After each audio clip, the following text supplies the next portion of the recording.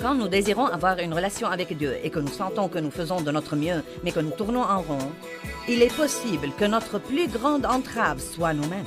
Restez à l'écoute et je vous montrerai ce que je veux dire.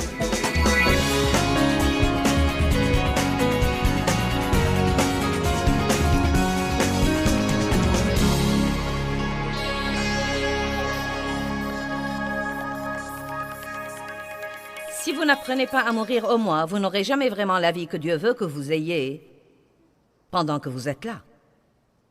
Et je crois que c'est probablement un message qui manque radicalement dans beaucoup de cercles. Je crois que beaucoup de gens veulent vivre pour Dieu, mais ils ne savent pas comment y parvenir. Je ne crois pas qu'ils comprennent ce qui leur arrive quand Dieu commence à s'occuper d'eux, quand il commence à leur demander de s'éloigner de certaines choses ou de sacrifier certaines choses, ou quand ils commencent à enlever certaines choses de leur vie ou à les séparer de certaines choses. Et beaucoup de gens s'y perdent et finissent par croire qu'ils luttent contre le diable pendant qu'ils luttent contre Dieu. Et nous devons apprendre que la chair ne va jamais mourir. La chair a une puissance en elle qui est une puissance égoïste, égocentrique. La chair est l'instrument dont se sert Satan pour nous garder piégés dans un style de vie impie. La Bible ne nous dit jamais que la chair va mourir. Elle dit que nous devons mourir à la chair. Le péché ne va pas mourir, nous devons mourir au péché. Ce qui veut littéralement dire que nous devons savoir à quoi dire oui et à quoi dire non. C'est vous qui décidez ce qui va arriver dans votre vie. Les promesses de Dieu sont pour tout le monde. Elles sont pour celui qui veut. Dieu n'a pas de cas spéciaux. Je ne crois pas que les gens naissent avec une cuillère d'argent dans la bouche. Je crois que les promesses de Dieu sont pour quiconque obéit à Dieu. Ce n'est pas toujours facile de faire ce que Dieu veut que vous fassiez. C'est facile pour votre esprit, mais ce n'est pas facile pour votre chair. Et dans Jean 12, 24, qui était le verset de base de notre message ce matin, et je voudrais en fait y revenir de nouveau, car je sais qu'il y a beaucoup de personnes là ce soir qui n'étaient pas là ce matin. Jésus commence à partager quelque chose qu'il considère comme solennel, et je trouve que c'est intéressant. En d'autres termes, il dit « Maintenant, c'est sérieux, je veux que vous m'écoutiez vraiment, je veux que vous m'écoutiez attentivement. » Il dit « Je vous assure, et je vous dis très solennellement, vous ne trouvez pas que c'est intéressant? Je vous dis très solennellement. Tournez-vous vers la personne à côté de vous, poussez-la très légèrement et dites « C'est sérieux. » À moins que le grain de blé tombant en terre ne meure, il demeure seul. Savez-vous qu'il est possible que vous viviez 80 ans ici et ne jamais être utile à personne? Savez-vous que c'est possible que vous viviez toute votre vie ici et de prendre, et de ne laisser aucun héritage?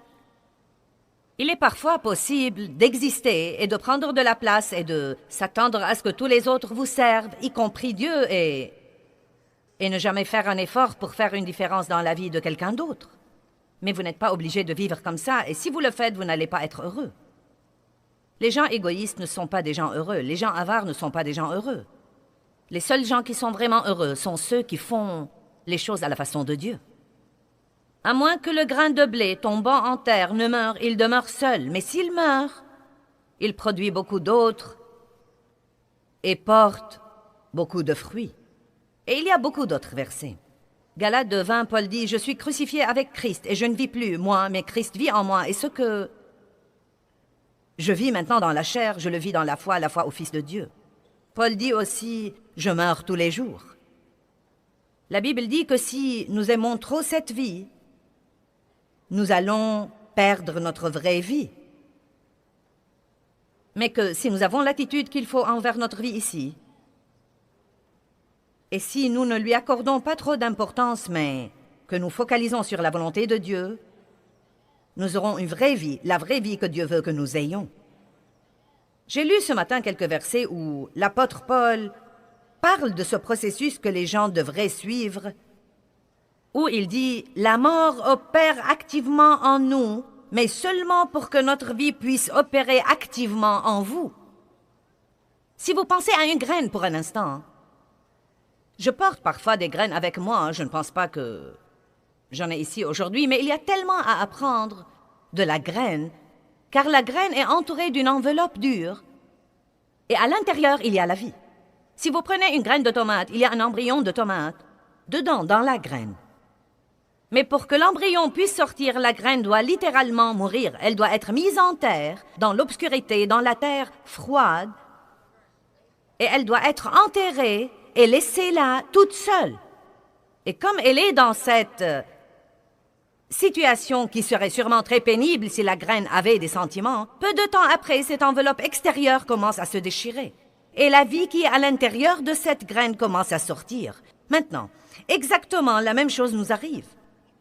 Quand vous êtes régénéré, quand vous recevez le Christ comme votre sauveur, la Bible dit des choses absolument merveilleuses. Elle dit en fait, la Bible amplifiée parle en termes simples. Elle nous dit que la semence du Dieu Tout-Puissant est mise au-dedans de vous. Donc, littéralement, patientez, s'il vous plaît. Quand vous êtes régénéré, vous portez à l'intérieur de vous tout ce que Dieu est, vraiment. Parce que la graine, G majuscule, qui est Jésus-Christ, est plantée dans les entrailles de votre esprit.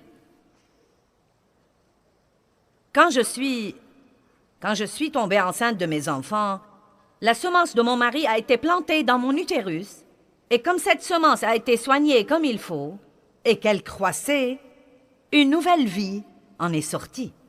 Quand nous sommes régénérés, nous sommes de nouvelles créatures et que les choses anciennes sont passées et toutes choses sont devenues nouvelles. Eh bien vraiment, si vous vous regardez dans le miroir, vous êtes pareil. Mais il y a quelque chose de nouveau qui est arrivé au-dedans de vous. Il y a une nouvelle vie au-dedans de vous. Le royaume de Dieu est au-dedans de vous. Quand vous êtes régénérés, vous avez les choses les plus merveilleuses de Dieu au-dedans de vous. Vous devez en être conscient et ne plus vous incliner devant l'homme extérieur. Romains 8.8 parle de pourvoir aux besoins de la chair. Pourvoir aux besoins de la chair. Avez-vous jamais été à un grand festin? Vous vous asseyez et il y a là une nappe blanche et une serviette et des assiettes en porcelaine et des couverts en argent et vous pouvez demander ce que vous voulez. Vous pouvez simplement dire « Nous avons besoin d'un peu d'eau » et quelqu'un viendra. « Oh, j'ai besoin d'une autre serviette ici. » Quelqu'un viendra. « Puis-je avoir du café ?» Et quelqu'un viendra. C'est amusant de s'asseoir et d'être servi. Je faisais de ces fêtes-là au début de notre ministère. Nous avions beaucoup de réunions où nous avions des repas et l'assemblée était servie. C'était amusant, mais nous devions toujours payer. Quand nous pourvoyons aux besoins de notre chair, c'est agréable pendant quelque temps, mais vous devez payer à un certain moment. Et je crois que nous devons être le genre de personnes qui sont des investisseurs et non pas des joueurs. Nous ne faisons pas ce qu'il ne faut pas faire en espérant nous en tirer, parce que c'est agréable en ce moment. Mais nous investissons et nous faisons ce qu'il faut faire maintenant, bien que ce soit douloureux, car nous sommes prêts à investir pour que nous puissions plus tard avoir cette vie glorieuse et merveilleuse que Dieu nous a promise. Vous devez vous soucier davantage de plus tard que de cet instant. Ne nous laissons pas de faire le bien, car nous moissonnerons au temps convenable, si nous ne nous relâchons pas. Donc, il y a en vous des dons, de merveilleux dons. Je crois que Dieu a mis... Non, mais nous savons qu'il est entièrement en nous, donc je ne veux pas que vous me compreniez mal, mais je crois vraiment que Dieu a mis une petite partie de lui dans chacun de nous. Il a donné à Darlene de chanter et à moi de prêcher. Il a donné à quelqu'un d'autre de faire ce qu'il fait.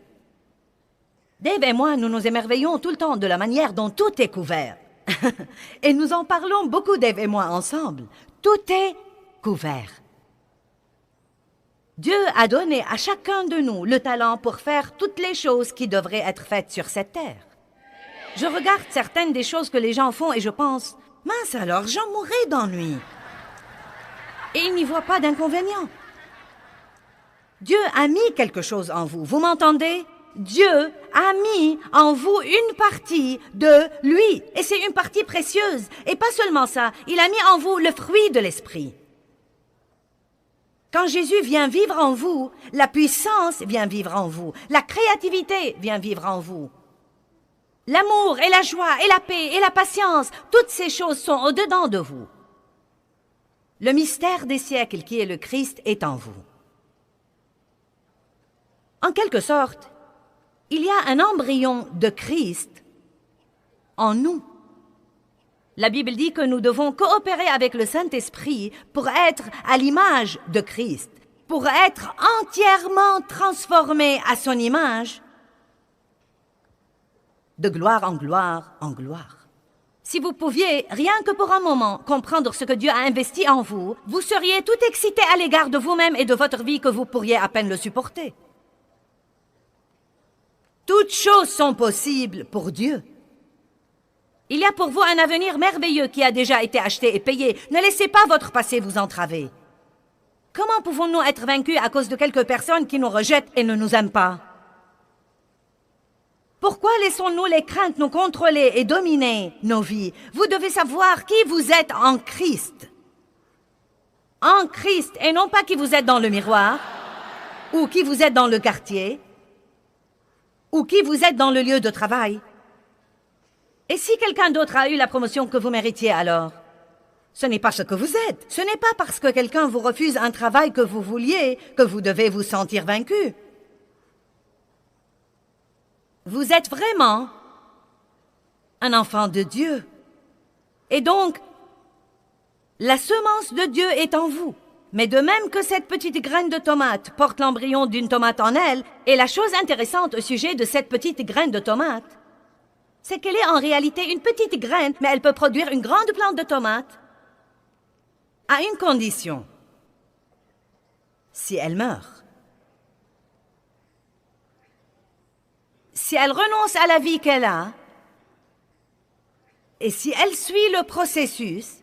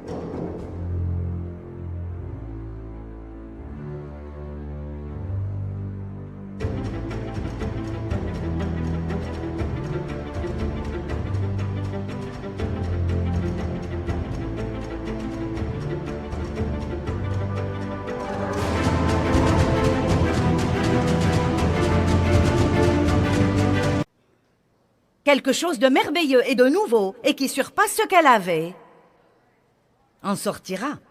Et elle peut en fait devenir non pas une graine laissée dans un paquet, mais une vie pour les autres. Donc Paul dit, cette mort qui opère activement en nous, et il parlait de la mort au moi, de dire non à lui-même quand il le fallait. Il parlait d'obéir à Dieu, de faire les bons choix.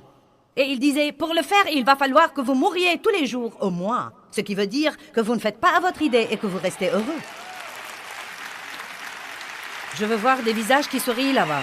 J'ai dit que vous ne faites pas à votre idée et que vous restez néanmoins heureux.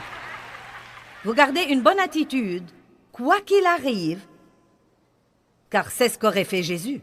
Vous faites du bien à ceux qui vous maltraitent. Vous pardonnez à vos ennemis. Quand la Bible parle de la mort au moi, cela ne veut pas dire que vous devez vous détester et que vous ne pouvez plus jamais rien faire pour vous-même et que vous ne pouvez jamais vous amuser et que vous devez souffrir et être malheureux tout le temps. Ce n'est pas ce que la Bible veut dire par mourir au moi. Vous devez prendre soin de vous-même, vous devez investir en vous-même. Vous devez mener une vie équilibrée. Vous devez veiller à avoir un peu d'amusement et de divertissement et un peu de repos. Mais vous ne devez pas vous coucher toute la journée et regarder des feuilletons et manger des beignets. Si vous faites ça, vous faites de mauvais choix et ils produiront la mort dans votre vie. Amen.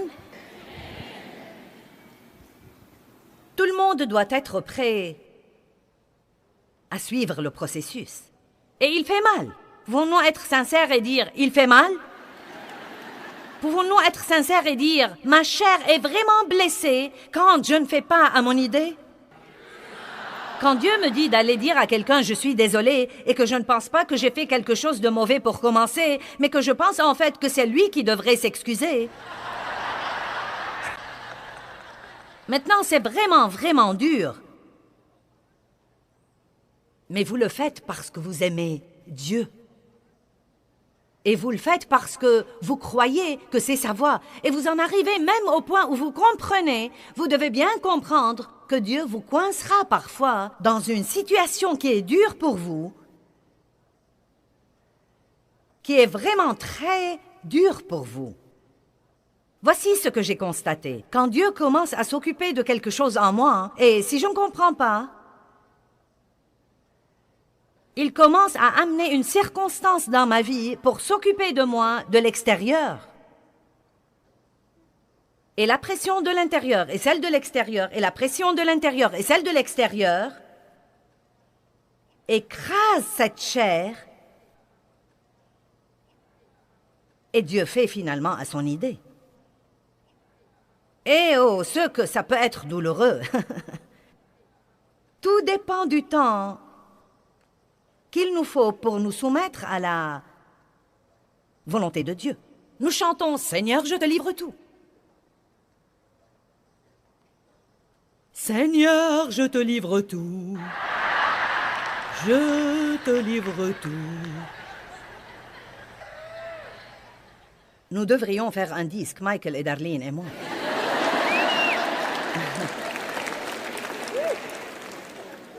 Vous savez quoi, Dieu il a dû m'affronter avec tous ces trucs. Je ne vous donne pas à manger quelque chose que je n'ai pas moi-même mangé. J'allais à l'église le dimanche matin et je me querellais avec mon mari tout le chemin. J'arrivais au parking de l'église, je mettais mon masque d'église. Le Seigneur soit loué, alléluia, à lui soit la gloire. Amen, Sir Brown, alléluia, je suis si contente d'être ici. Non, mais je criais et j'acclamais au premier rang, car vous voyez, j'avais ma propre place au premier rang, car j'étais dans le leadership de l'église. Et donc, mon nom était sur mon siège. Personne ne s'asseyait sur mon siège. Si quelqu'un le faisait, il était déplacé. Car vous voyez, j'étais dans le leadership de l'église. Seigneur, je livre tout. Je te livre tout.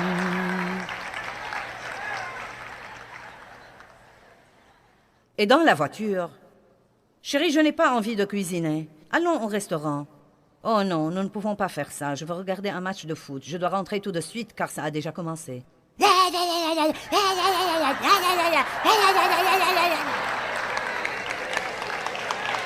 moi alors, et moi alors, et moi alors, et moi alors. Et moi alors. Allez, vous savez de quoi je parle. Nous nous querellions toute la semaine. Si ce n'était pas lui, c'était quelqu'un d'autre, frustré, furieux, fâché. Et quand nous revenions à l'église, le Seigneur soit loué, à lui soit la gloire. Ouh, alléluia, merci Jésus. Nous apportons le sacrifice de louange. Ouh, ouh, ouh.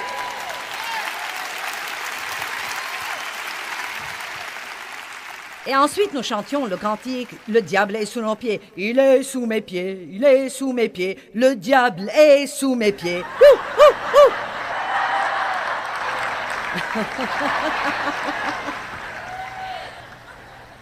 Oh Seigneur, aide-nous.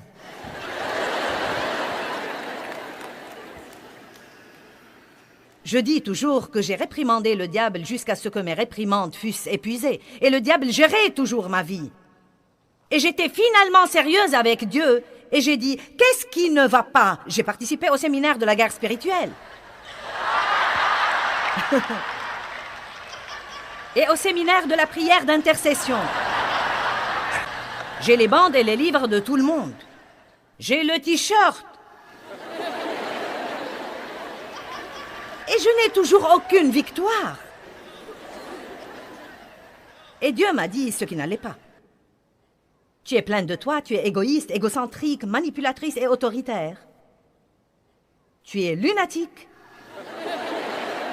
Tu es critique, tu juges les autres. Tu as une mauvaise attitude. Ce n'était pas une très bonne journée pour ma chère. Je suis là pour vous dire que ce n'était pas une bonne journée pour moi. Mais vous savez quoi?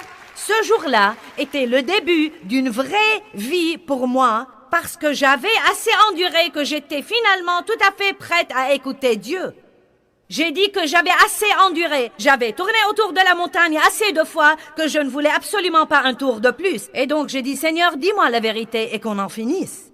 Et Dieu m'a dit clairement, tous tes problèmes ne sont pas de la faute de quelqu'un d'autre et tu dois prendre la responsabilité de ton comportement et tu dois commencer à grandir.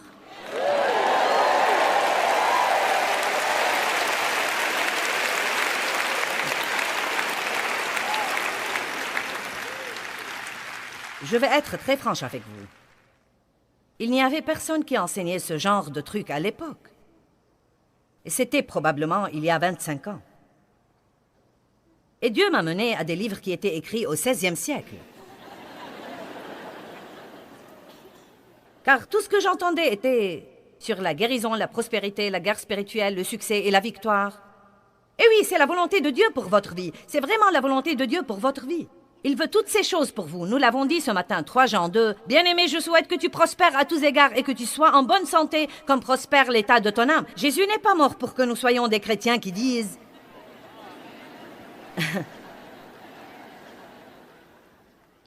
J'étais un malheureux pécheur, maintenant je suis un malheureux chrétien.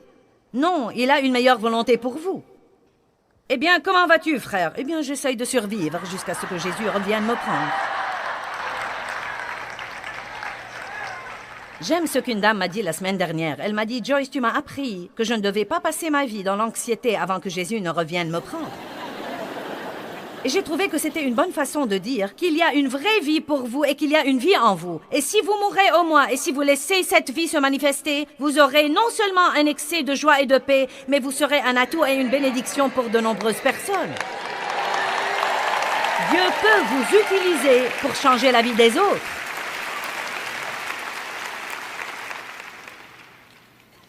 Mais vous n'aurez pas toujours l'occasion de faire tout ce que vous voulez à votre idée. Amen. Eh bien, nous avons commencé à parler un peu ce matin de certaines des choses pratiques. Des choses pratiques que vous vous attendez à traverser si vous allez mourir au moins, et je reviendrai sur ce point dans un moment. Mais je vous dis que vous avez 2 choix. Vous pouvez être soit charnel, soit spirituel. Charnel veut dire dominé par les sens. Votre pensée vous gouverne. Vous faites ce que vous pensez être le mieux. Vous exaltez vos pensées au-delà de tout. Eh bien, je pense. Eh bien, je pense. Laissez-moi vous dire ce que je pense. Eh bien, je pense. Vous pensez aux choses jusqu'à vous enlacer. Vous n'avez pas besoin de trop penser à la volonté de Dieu, sinon vous risquez de ne pas la faire. J'aime ce que dit la Bible de David quand il faisait face à Goliath. Elle dit, David courut vers le champ de bataille. Vous voyez, parfois, vous ne pouvez pas rester là et regarder votre ennemi trop longtemps, car si vous faites ça, cela risque de vous effrayer. Vous devez parfois courir vers le champ de bataille et dire, « Je viens à toi au nom de Jésus. Je ne sais pas ce que je fais, mais je fais confiance à Dieu. » Amen. Être charnel veut dire que vous êtes gouverné par votre volonté, par vos propres sens. Qu'avons-nous dit ce matin? Nous devons arrêter de nous demander ce que nous voulons. Être charnel, c'est être gouverné par ses sentiments. Tout dépend de ce que vous sentez. Je sens, je sens, je sens, je ne sens pas. Je pense, je veux, je pense, je veux, je pense, je veux, je pense. Et cela devient l'existence d'une personne. Et plus que toute autre chose, nous parlons de ce que nous ressentons, nous voulons et pensons. Écoutez-moi bien et écoutez les autres. Je pense, je veux, je sens, je pense, je veux, je sens. Je pense, je veux, je sens, je pense, je veux, je sens. Et c'est le royaume de l'âme. Ce n'est pas l'esprit.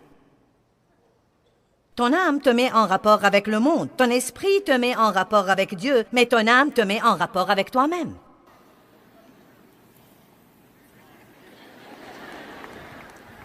N'organise pas une réunion avec toi-même pour découvrir si tu veux aller à l'église ou non, ou pour découvrir si tu veux donner cette offrande supplémentaire. Mais être spirituel veut dire être contrôlé par l'esprit. La Bible dit « Seule la parole de Dieu partage âme et esprit ». Hébreux 4:12. Seule la parole de Dieu partage âme et esprit. Donc, peu importe ce que je ressens, c'est la parole de Dieu qui compte.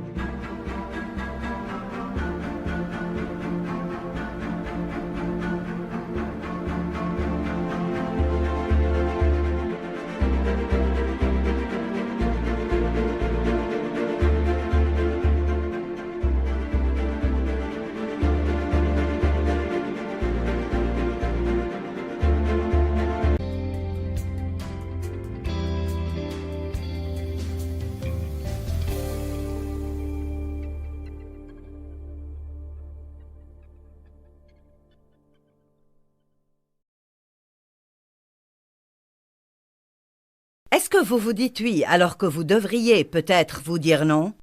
Par exemple, si vous êtes vraiment tenté de vous mettre en colère, est-ce que vous dites non à cette colère ou oui? J'ai des idées que vous aimeriez peut-être prendre en considération et elles vous seront très utiles.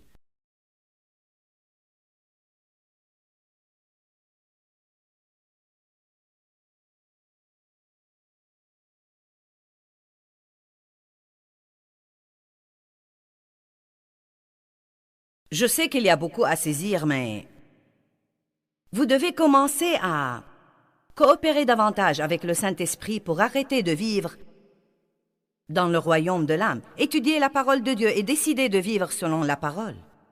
Racontez à Dieu ce que vous ressentez, mais ne vous inclinez pas devant vos sentiments. J'aime Luc chapitre 5. Les disciples péchaient et ils n'ont rien attrapé et ils sont descendus au rivage et ont lavé leurs filets. Et c'était un travail très épuisant, laver ces grands filets. Ils n'avaient pas beaucoup d'équipements sophistiqués comme nous en avons aujourd'hui. Et ils avaient pêché toute la nuit, vous comprenez, et ils n'avaient rien attrapé.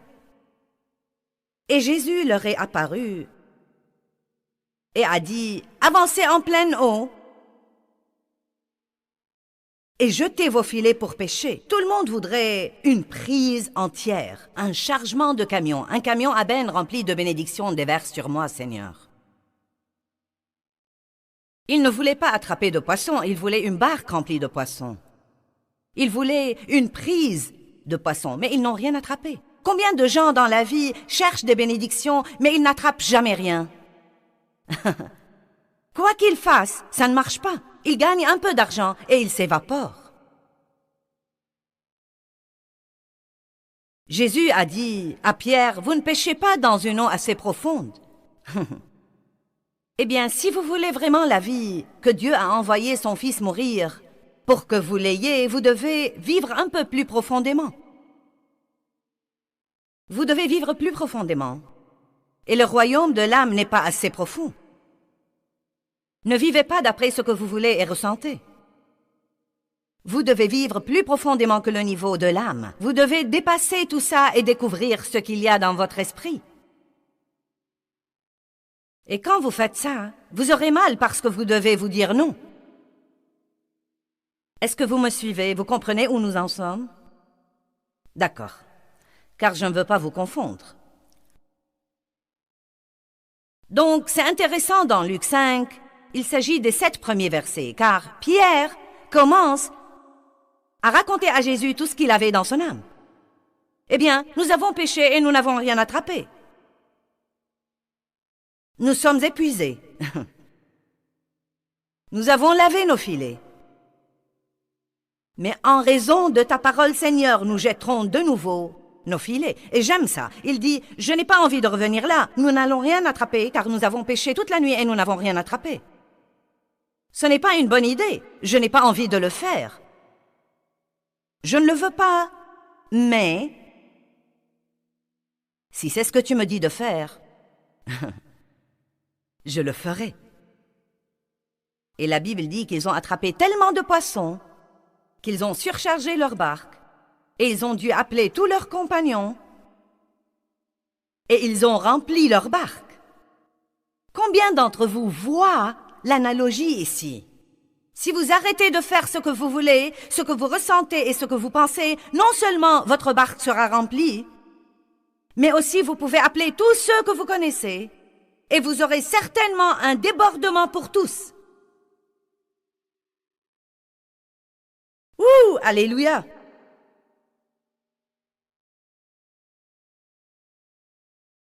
Oh, j'aime ça. Je crois que ce message est le genre de message qui est vraiment très nécessaire pour les gens, car ce n'est pas aussi simple que répondre à un appel d'hôtel puis commencer à croire Dieu pour des bénédictions. Écoutez ce que Jésus a dit. Si vous voulez être mes disciples, vous devez prendre votre croix et me suivre. Et la Bible amplifiée nous explique ce qu'est cette croix. Elle parle en fait de ne pas mener une vie égoïste et égocentrique, où il ne s'agit que de nous, où il ne s'agit que de moi. Jésus vient partager. Hébreux 4 dit que la parole de Dieu partage âme et esprit. Jean 15 dit que Jésus coupe des choses, qu'il émonde des choses. Maintenant, l'émondage peut vous avoir l'air d'un mot doux, mais si j'avais des cisailles ici, vous changeriez d'avis. Et j'ai tout cet équipement à la maison, mais je ne sais jamais exactement quelle direction prendra le sermon. Et je ne savais pas que j'irais dans cette direction. Je ne les ai donc pas apportés, mais c'est un très bon petit message quand j'apporte mes cisailles et mon petit buisson et que nous commençons à couper des trucs. C'est mignon, mais il ne contribue pas à la vie de l'arbre.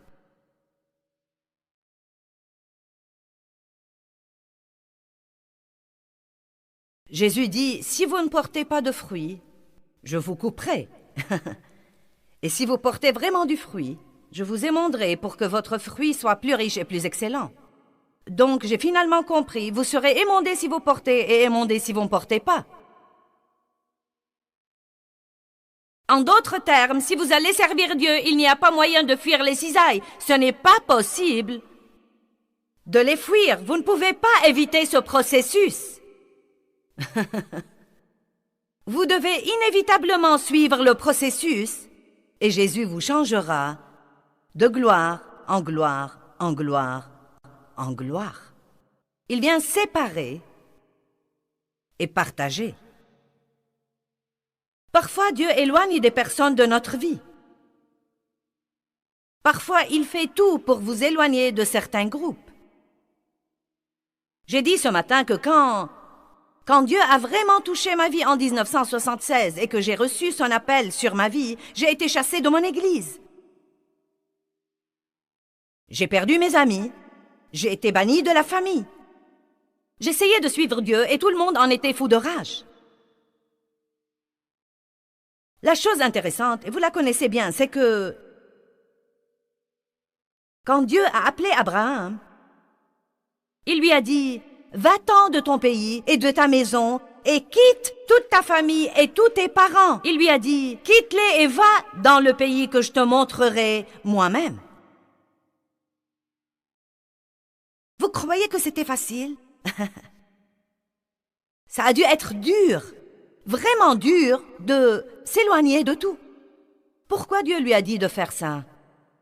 Eh bien, nous ne savons pas l'histoire tout entière, mais l'histoire nous dit que la plupart des membres de la famille d'Abraham étaient probablement des idolâtres, car c'était très répandu à l'époque. Pas seulement ça, je crois qu'il y a beaucoup de preuves qui nous montrent que le père d'Abraham n'était pas un homme qui menait les choses jusqu'au bout. Donc je ne sais pas trop si Abraham avait vraiment le meilleur exemple.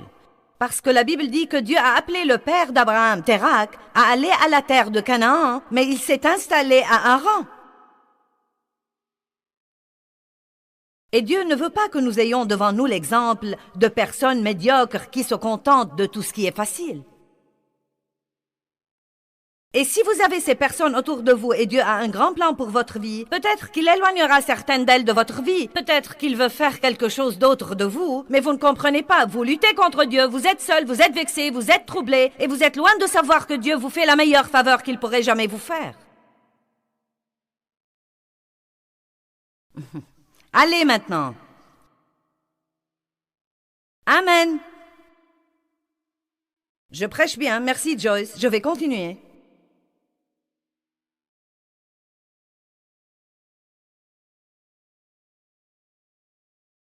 Ne luttez pas contre Dieu.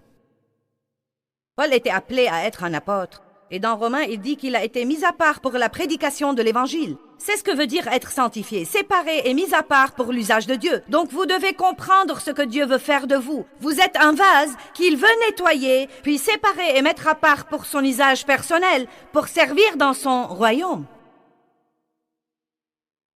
Vous n'appartenez pas aux autres, vous appartenez à Dieu. Vous appartenez à Dieu. Je veux que vous sachiez que c'est mon verre. Et j'ai dit, je veux un joli verre pour boire en chair, apportez-moi un joli verre en cristal. Maintenant, j'ai ce verre depuis longtemps, et tout le monde un peu partout sait que c'est le verre de Joyce. Ils ne boivent pas de mon verre, parce que c'est mon verre, et c'est pour l'eau que je bois, quand je monte en chair. C'est un piètre exemple, mais j'espère que je vous ai fait parvenir le message. Vous savez pourquoi il est utilisé? Personne ne l'utilise pour une autre chose. Eh bien, c'est comme ça, hein, que Dieu veut que vous voyiez la chose. J'appartiens à Dieu. Je n'appartiens pas au monde. Je ne suis pas pour l'usage du monde. Je suis mis à part pour l'usage de Dieu. Oh oui, c'est un peu dur parfois de ne pas s'impliquer dans toutes les autres choses qui arrivent à tous les autres, mais... Oh mince alors! Si vous voulez être vraiment heureux... Eh bien, vous savez, et les choses pratiques sur la mort au moins. Nous en avons couvert 2 ce matin. Comme je l'ai dit, ça ne veut pas dire être malheureux et ne jamais s'amuser et ne jamais porter de belles couleurs et ne jamais aller quelque part. Et ne jamais s'arranger soi-même. Eh bien, vous savez, ce n'est pas exactement ça que de mourir au moins. C'est des choses auxquelles Dieu ne nous a jamais appelés. Il veut que vous ayez une bonne vie. Jésus est mort pour que vous ayez une bonne vie. Mais pendant que vous avez cette bonne vie, vous devez continuer à apprendre à mourir au moins. Et ça ne va pas être facile. Une des choses auxquelles vous devez mourir, c'est la réputation. Arrêtez de vous soucier de ce que les autres pensent de vous. Pour commencer, ils sont loin de penser à vous autant que vous le croyez. Je ne vais pas revenir là-dessus, mais nous sommes adonnés à l'approbation et parfois nous prenons nos décisions d'après ce qui va garder tout le monde heureux. Et pendant que nous le faisons, Dieu n'est pas content et nous ne sommes pas contents. Tous les autres nous donnent un coup d'œil approbateur, mais nous ne devons pas être adonnés à l'approbation de tous les autres. Jésus s'est fait sans réputation, et c'est un point important que nous devons examiner. Il savait qu'il avait une destinée, il savait qu'il avait quelque chose qu'il devait faire, et il le savait dès le début. Il devait régler le problème, et il ne souciait pas de ce que tout le monde pensait. Et nous avons dit que nous devons nous soumettre au plan de Dieu et au timing de Dieu dans nos vies. Dieu a un timing pour que les choses se produisent et c'est le bon timing. Et ce n'est probablement pas votre timing, mais c'est le bon timing. Et nous devons croire ce que la Bible dit, mes temps sont dans ta main. Qu'est-ce qui arrive quand Quand une femme chrétienne qui a servi Dieu pendant 20 ans ou 30 ans et qui a vraiment cru Dieu pour un bon, merveilleux mari chrétien, et peut-être qu'elle n'est jamais sortie avec n'importe qui. Puis vous avez cette autre fille qui a été sauvée il y a 1 mois, et elle croit Dieu pour un merveilleux mari chrétien, et 6 mois plus tard, elle épouse le plus beau type dans l'église avec cette voiture merveilleuse, et ce travail merveilleux, et tous ses muscles, et il est si engagé envers Dieu. Et cette première chrétienne est là et elle dit, « Ah, qu'en est-il de moi ?» Et croyez-moi, ça ne sert à rien d'essayer de comprendre. Tout ce que vous allez faire, c'est de vous vexer. J'ai dit, tout ce que vous allez faire, c'est de vous vexer et vous allez en même temps vous fâcher contre elle. Et en plus, elle va vous demander d'être sa demoiselle d'honneur au mariage. Et vous vous dites, si je dois assister à un mariage de plus, je ne pense pas que je peux le supporter. Si je dois sourire encore une fois et dire « Dieu soit loué, je suis heureuse pour toi ». Et je sais que ce n'est pas facile. Mais ne vous creusez pas la cervelle pour quelque chose comme ça. Dites tout simplement « Dieu, je te fais confiance, tu as un plan pour moi. Et tu vas perfectionner tout ce qui me concerne et mes temps sont dans tes mains. » Nous devons nous soumettre à la volonté et au plan de Dieu. Nous devons apprendre à obéir à Dieu, et une partie de l'obéissance à Dieu, c'est de se soumettre à l'autorité terrestre sous laquelle Dieu vous met. Oh, mince alors! Si vous voulez tuer quelque chose, vous devez normalement avoir quelques outils. Et un des outils que Dieu utilise pour tuer la chair, c'est les gens qui nous disent de faire des choses que nous ne voulons pas faire, et qui ont en fait l'autorité pour nous les faire faire. Et mince alors ce que ça détruit la chair. Allez maintenant. Je vous ai dit ce matin quand j'ai pris la parole, j'ai dit qu'essayer d'apprendre à me soumettre à mon mari était une des choses les plus dures que j'ai jamais faites dans ma vie. Non pas qu'il était difficile à vivre, mais parce que j'étais insoumise et que je ne voulais que personne me dise quoi que ce soit. Peu m'importait qu'il ait raison, je ne voulais pas être menée par le bout du nez. J'ai été maltraitée par un homme dans mon enfance. Mon père a abusé de moi sexuellement et il était très méchant et manipulateur et autoritaire. Et je m'étais juré que quand je m'en irais, personne n'allait jamais plus me dicter ce que je devais faire dans ma vie. Et je me le suis promise pendant des années. Et quand j'ai finalement compris que ce n'était pas la volonté de Dieu, il y avait des choses dans la chair de cette femme qui devaient être brisées. Et comme je l'ai dit ce matin, je me rappelle que je souffrais tellement pour de simples petites choses que Dave me demandait de faire ou de ne pas faire. Et croyez-moi, je me déchaînais. Vous savez quoi? Plus vous êtes insoumis dans votre chair, plus vous vous déchaînez.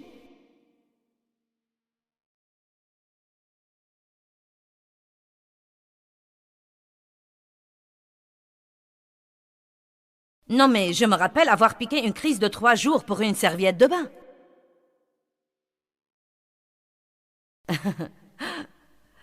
Et j'avais l'appel de Dieu sur ma vie, et j'enseignais déjà une étude de Bible tout entière. Et Dieu m'avait appelé à prêcher l'Évangile au monde. Écoutez, j'en avais la graine dans mon esprit. Mais vous savez quoi? Ce qui était en moi ne pouvait pas se manifester à moins que la chair n'ait été brisée. J'avais un embryon de grandeur en moi. Mais il n'allait jamais se manifester tant que je piquais des crises de 3 jours pour une serviette de bain. Y a-t-il quelqu'un dans la salle?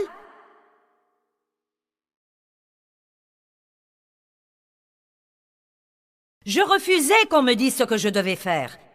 Mon mari était ingénieur avant d'entrer au ministère, et il aime vraiment tout agencer, y compris moi. Non, mais il pense vraiment à des choses auxquelles je ne pense jamais. Et vraiment, ce sont de bonnes choses ou des choses qui me protègent, mais je ne suis pas... C'est comme... Il me disait, par exemple, ne sors pas de la baignoire comme ça.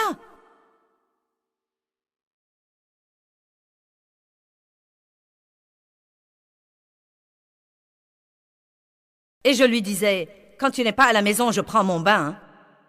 Et je suis toujours en vie.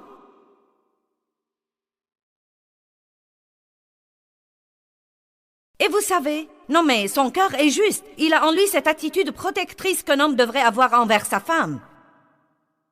Mais à cause de ce que j'avais en moi, je ne la considérais pas comme un témoignage d'amour. Je la considérais comme s'il me dictait ce que je devais faire.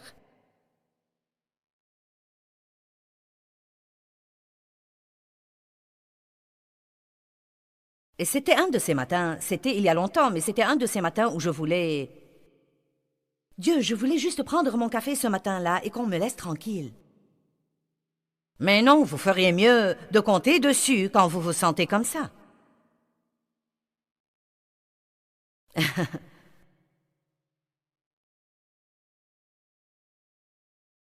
Mince alors. J'ai donc commencé, j'étais sous la douche et j'avais jeté ma serviette sur le siège. Le siège là, la douche ici. Et Dave n'avait pas encore fixé le porte-serviette que je lui avais demandé de fixer depuis une éternité. Et donc je ne pouvais pas accrocher la serviette sur la porte parce qu'il n'y avait pas de porte-serviette sur la porte. Donc je l'ai mis sur le siège. J'étais sous la douche. Je suis sortie, j'ai marché sur le plancher et l'eau ruisselait. J'ai pris ma serviette. Dave m'a vu. Tu ne devrais pas mettre ta serviette là.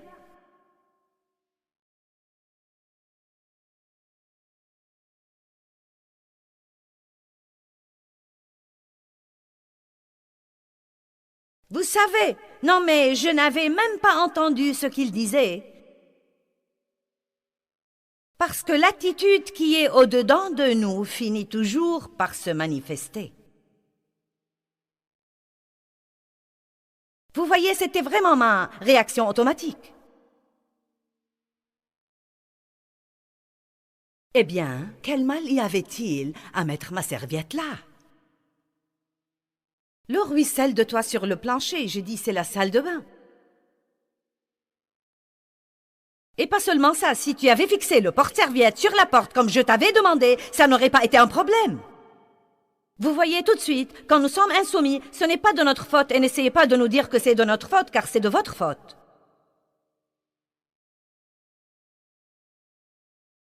Eh bien, je me suis vraiment fâchée. Et il a vaqué à ses activités et je me suis plainte à Dieu. Eh bien, pour l'amour de Dieu, on ne peut même pas prendre une douche en paix. Je voulais juste prendre mon café et qu'on me laisse tranquille. Mais ça n'en finit vraiment pas. Il doit toujours essayer de me dire ce que je devrais faire. Il doit toujours me le dire. Eh bien, Dieu, je ne peux plus supporter. Maintenant, n'oubliez pas, j'avais un appel sur ma vie pour atteindre le monde.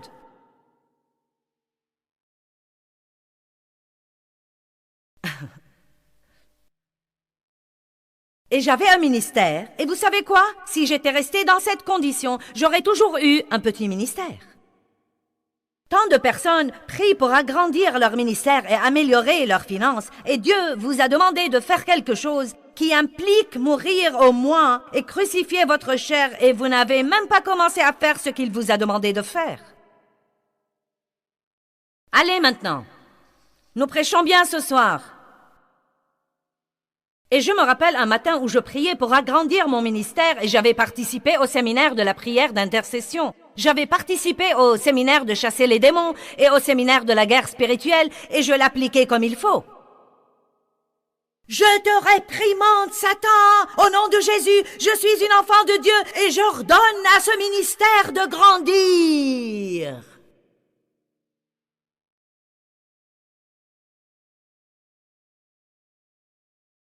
Tu n'as aucune autorité sur moi, Satan. Maintenant, au nom de Jésus, grandis. Et j'ai entendu l'Esprit de Dieu me dire aussi calmement que je vous parle maintenant. Il m'a dit, Joyce, je t'ai dit ce que tu devais faire en ce qui concerne ton mari.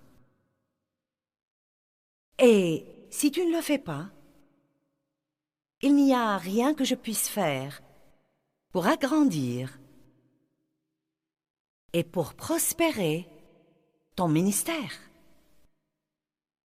Silence. Non, mais je voulais en parler et négocier. Pour voir si nous pouvions trouver un plan moins douloureux.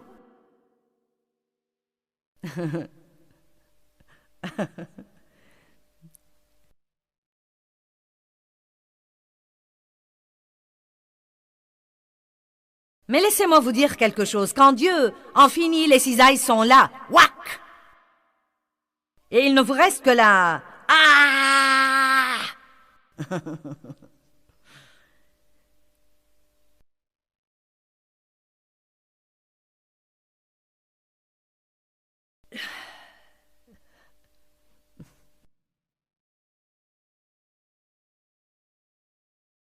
Je ne sais pas sur quel plan Dieu s'occupe de vous, mais... Certains n'obéissent même pas aux panneaux de limitation de vitesse.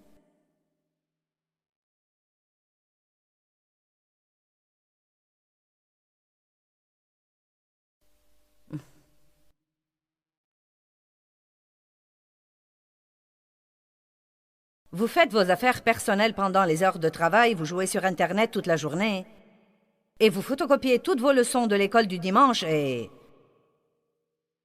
Quand Dieu établit votre culpabilité, vous dites « Il ne me paye pas assez de toute façon ». Vous savez quoi? Vous pouvez garder votre petite vie...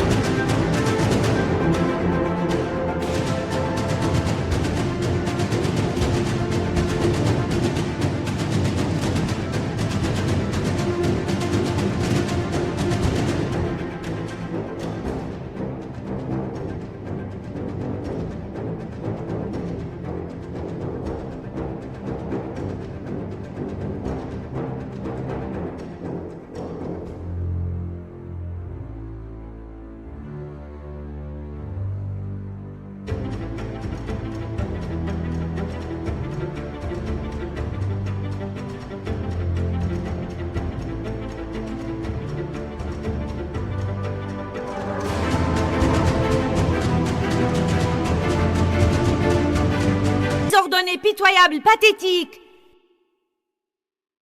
Bien que Dieu vous réserve une vie formidable, grande et merveilleuse.